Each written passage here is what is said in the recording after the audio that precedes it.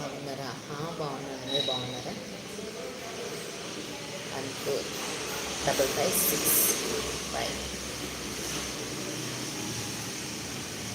And మీరు ఎలా ఉన్నారు? బాగున్నారా?